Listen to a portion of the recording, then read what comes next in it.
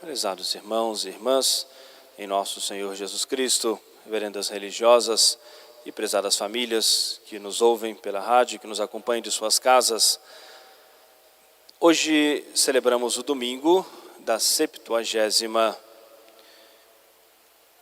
Sempre que nós iniciamos esse período, nós nos lembramos, e a igreja traz para nós, esse trecho já bastante conhecido da carta do apóstolo São Paulo aos Coríntios, em que São Paulo, falando para uma comunidade de Corinto, que se dedicava muito ao esporte, às lutas dos gladiadores e às corridas, aos atletas que corriam. Por isso ele faz essa referência para que eles pudessem entender o seu ensinamento. E é fácil também de nós entendermos, fazermos a aplicação à nossa vida. E São Paulo faz essa comparação dizendo que, assim como muitos se dedicam tanto ao esporte e para conquistar os primeiros lugares, para conquistarem o prêmio, precisam de muitos sacrifícios, se abstendo de comidas, de bebidas, ou seja, precisam ordenar a sua vida, o sono, o treinamento, para que, alcancem os primeiros lugares. Mas toda essa dedicação pelo prazer do momento da glória e também pela recompensa financeira, pela recompensa material.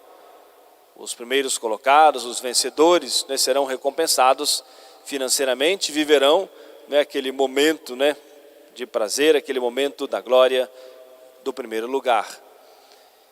E fazendo essa comparação, fazendo a aplicação à nossa vida espiritual, ele nos diz: nós, por um prêmio não momentâneo, mas por um prêmio eterno, por uma glória eterna, por uma recompensa que ninguém poderá nos tirar, nada pode nos tirar. Muitas vezes nós medimos muitos esforços, e aquilo que nós até nos dedicamos a fazer, julgamos que já está de bom tamanho. Não preciso de mais sacrifício. Aqui dá para ir contornando por aqui e eu consigo chegar no céu. Mas os atletas, os competidores, se esforçam ao máximo para alcançar os primeiros lugares. E é o primeiro ponto da nossa reflexão. O quanto nós precisamos repensar a nossa vida, examinar a nossa consciência, e o quanto nós precisamos ser gratos a Deus nosso Senhor, e expressando isso pela nossa vida, por tudo que nosso Senhor nos concedeu, nos concede, por tudo aquilo que Deus prometeu a nós, a recompensa, a glória eterna, e Deus é fiel, cumpre a sua palavra. Por que nós não nos dedicarmos mais? Um segundo ponto da nossa reflexão, e que São Paulo chama a nossa atenção, inspirado pelo Espírito Santo, e nos diz: muitos se gloriavam de serem descendentes de Abraão, muitos daqueles que faziam parte do povo de Deus. Ele faz uma referência ao povo que saiu da escravidão do Egito e caminhou 40 anos para a terra prometida. E que Deus mostrava de modo muito claro, visível, perceptível, sensível para eles, a sua presença. A coluna de nuvem que os guiava durante o dia, o fogo, a chama que os guiava durante a noite, os milagres constantes que Deus realizava no meio daquele povo, por meio de Moisés, o homem que falava com Deus face a face, homem que tinha o esplendor, depois que falava com Deus, ninguém conseguia fixar os seus olhos no rosto de Moisés, tal o esplendor da sua face, o homem que conseguia tudo de Deus, mas também o homem mais humilde que existiu na face da terra, como nos diz a Escritura. Mas esse era o homem de Deus no meio daquele que era o povo de Deus, e fazia os milagres. Moisés estendeu o seu braço, abriu-se o mar vermelho, e aquela multidão atravessou o mar a pé enxuto. O povo tinha sede, e se não tinham água, Deus realizava os milagres. Moisés bateu com seu cajado na rocha e água em abundância para todo o povo, para os animais. Durante 40 anos, todos os dias, o povo ao se levantar, recolhia aquele pãozinho milagroso que caía do céu, o maná, e que alimentou o povo de Deus durante 40 anos no deserto, em direção à terra prometida.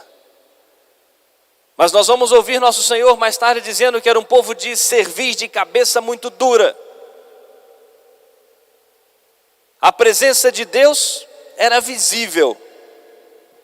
Deus realizava a abundância dos seus milagres no meio daquele que era o seu povo. E ao primeiro obstáculo que surgia, o momento de provação que Deus permitia, não só reclamavam, blasfemavam contra Deus. Moisés subiu ao alto do Monte Sinai durante 40 dias para receber de Deus a lei, os mandamentos. Depois desses 40 dias desce Moisés e encontra grande parte do povo na idolatria. Cegos, reclamando, zombando de Deus, construíram um bezerro de ouro, fazendo festa, dançando e cantando: este é o Deus que nos livrou do Egito. Esse é o Deus que nos livrou das mãos do faraó. Esse é o Deus que abriu para nós o mar vermelho.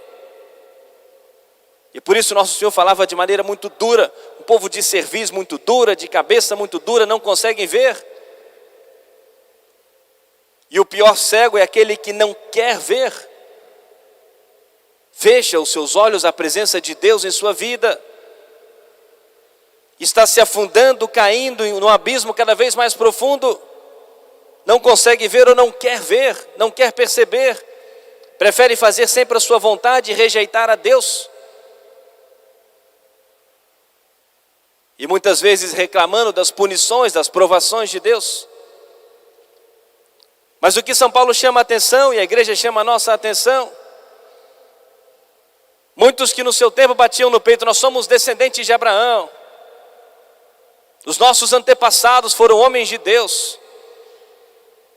O nosso povo é o povo eleito de Deus.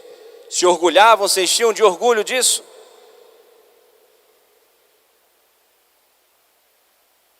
E nosso Senhor fazia referência, conhecendo os corações, sabendo que muitos que estavam ali, que foram educados na fé judaica, que nasceram, viveram no meio do povo de Deus, mas de muitos, Deus não se agradou. Quantas vezes nós ouvimos essa reflexão? Perguntamos a uma pessoa: você é católico? Não, a minha avó era uma mulher de muita fé. Rezava o texto todo dia, ia à igreja todo dia. O meu pai e a minha mãe, todo domingo, levava as crianças todas em casa, andava quilômetros a pé. Primeira sexta-feira do mês, era um homem de muita fé, uma mulher de muita fé. Mais ou menos aquilo que os fariseus diziam diante de nosso Senhor: somos descendentes de Abraão. Nós somos o povo eleito de Deus. E muitos vão dizer isso: nasci num berço católico, numa família católica, meus antepassados foram muito católicos, mas e você? O moço Eduardo, lá em Pádua, dizia muitas vezes, até de maneira cômica, dizendo que muitos se orgulhavam, batiam no peito: sou tradicionalista federal. Mas a vida não vale nada. Assisto missa em latim, missa tradicional todo domingo. Mas é infiel à sua família, é desonesto nos negócios, não busca os sacramentos, não dedica a sua vida a fazer o bem, a praticar as obras de misericórdia. Mais ou menos aquilo que os fariseus diziam diante de nosso Senhor: somos descendentes de Abraão, mas de muitos Deus não se agradou. E o convite da igreja é exatamente para nós fazermos a reflexão, examinarmos a nossa consciência. Nós temos que agradecer a Deus se nós somos os trabalhadores da primeira hora, como a parábola de hoje nos conta. Um proprietário que saiu para chamar os trabalhadores para a colheita dos campos, saiu logo pela manhã, depois saiu às 9 da manhã, ao meio-dia, em busca de trabalhadores. Vinde também para a minha vinha. E depois até no final da tarde, às 5 horas da tarde, já encerrando o expediente, Ainda encontrou outros ociosos e simplesmente se lamentando: mas ninguém nos contratou, ninguém nos chamou. Vinde vós também para a minha vinha. Se nós somos os trabalhadores da primeira hora, nascemos em um berço católico, bendizermos a Deus, agradecermos a Deus, mas sermos fiéis a esse chamado especial, a essa graça especial que o nosso Senhor nos concedeu. Se talvez conhecemos a fé um pouco mais à frente na nossa vida, também bendizermos a Deus.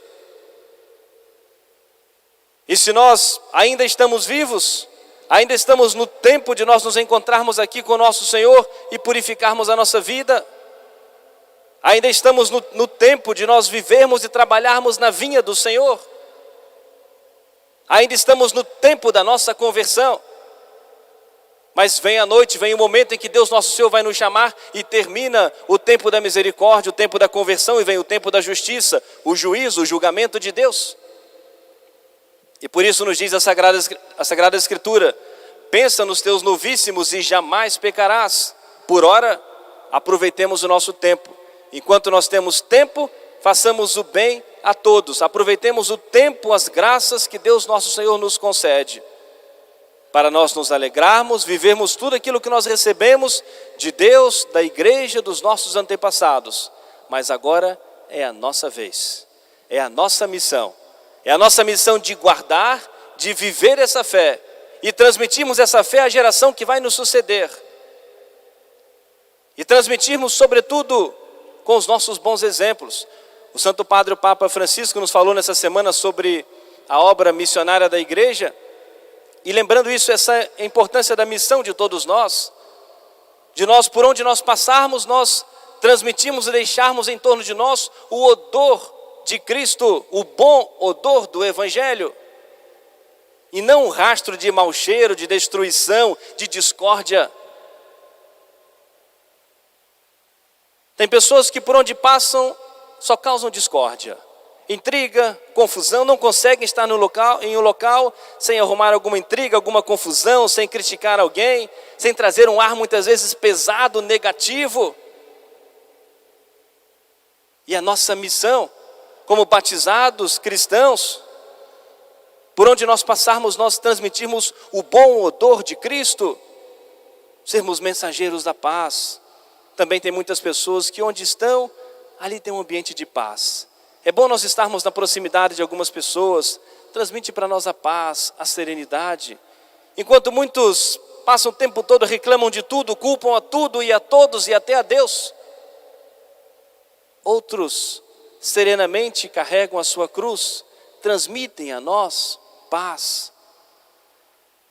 A Madre Teresa de Calcutá, no seu livro que ela intitulado Venha Ser Minha Luz, e ela fala muito sobre essa missão que o nosso Senhor nos deu, sermos sal da terra e luz do mundo. E ela nos diz, nós temos uma escolha a fazer: ou seremos luz, ou seremos trevas na vida do nosso próximo. É uma escolha nossa. Não faltará para nós a graça, mas nós precisamos corresponder e fazer essa escolha. Será que nós somos a luz na vida do nosso próximo? E a começar do próximo, mais próximo a nós, o nosso ambiente familiar, as pessoas que esbarram conosco todos os dias, somos luz ou somos trevas? É bonito os Atos dos Apóstolos, e o Papa faz menção a isso. Se nós queremos entender a importância da missão e a grandeza da obra missionária da igreja, vamos ler os Atos dos Apóstolos. E nos contam os primeiros feitos dos apóstolos. E diz lá de modo maravilhoso, São Pedro começando a sua obra missionária, e as multidões que já se reuniam para ouvir a Pedro, e São Pedro passava.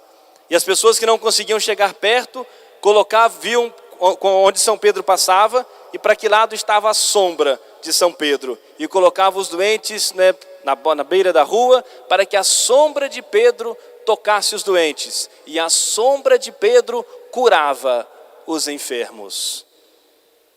Por um milagre, por uma intervenção divina, mas para mostrar isso a nós. Ou seja, São Pedro ali representava o próprio Cristo, aquele com a missão que o nosso Senhor deu de governar a terra, mas representando a cada um de nós, por onde nós passarmos, né, os rastros, os exemplos que nós vamos deixar, bons ou maus, o bom odor de Cristo ou o mau cheiro do pecado, do demônio, das intrigas e da discórdia. Por onde Pedro passava, a sombra de Pedro curava os enfermos. E para nós concluirmos, prezados irmãos e irmãs, hoje dia 31 é dia do grande São João Bosco, prevalecendo a liturgia do domingo. São João Bosco veio de uma família humilde da Itália, ficou órfão de pai ainda bem cedo, e o irmão mais velho assumiu a responsabilidade da família, no cuidado, no trabalho duro, né, do homem do campo. E a sua mãe, uma mulher também de muita firmeza, de muita fé, e educou seus filhos também com muita seriedade e responsabilidade. Mas São João Bosco foi tocado no seu coração de que Deus o chamava para a vida religiosa, para a vida sacerdotal.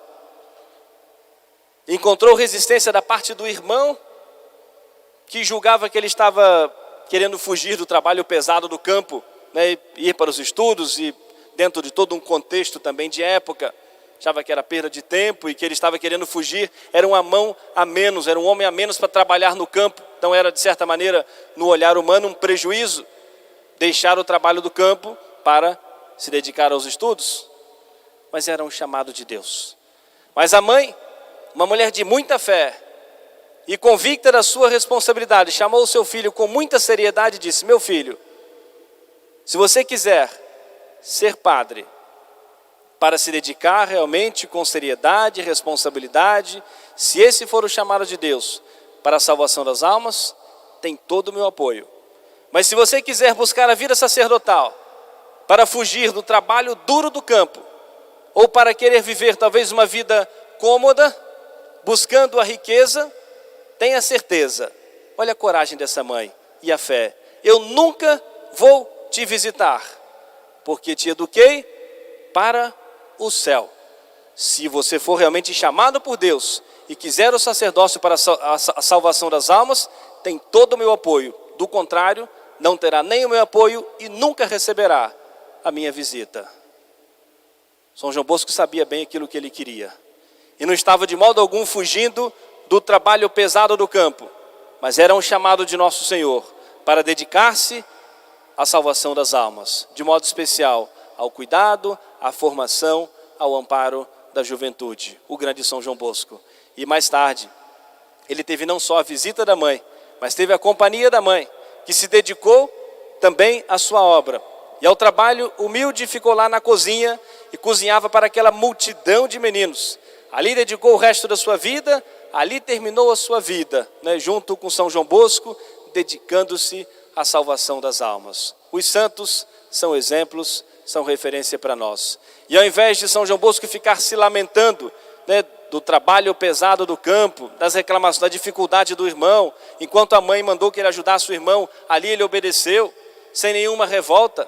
Ao invés de ficar se lamentando e reclamando, colocou a sua esperança, a sua confiança em Deus.